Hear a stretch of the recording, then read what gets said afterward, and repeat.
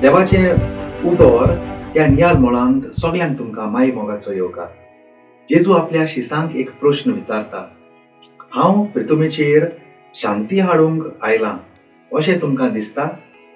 ना, गोगोर भेद घालूंक हांव आयलां। तो मागीर एका घोराण्यांत कशी फूट पडटा आनी एकामेकाचेर आड वेताव तें आमकां सांगता। कसलो संदेश जेजू आपल्या शिसांक आनी आमकां दिवंक सोदता काय? तो आमची मोना आनी काळजां आमच्या संवसारांत घडटा त्या घडणे वरवीं आमी कसले परिस्थितींत आमी मनशां जियेता हाचेर आमकां नियाळ करूंक आपयता।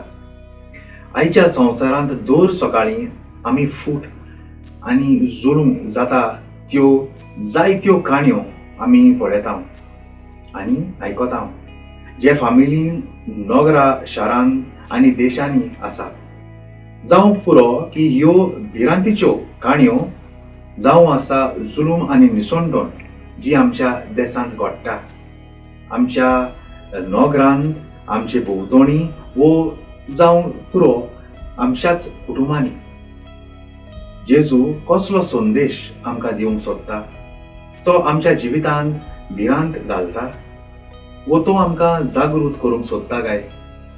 वो जेजू आमकां उर्बा दिता दुसऱ्या लोकां बरोबर शांतीन, मोगान आनी मानान लेखूंक, खेरीत करून जे लोक आमकां मानना।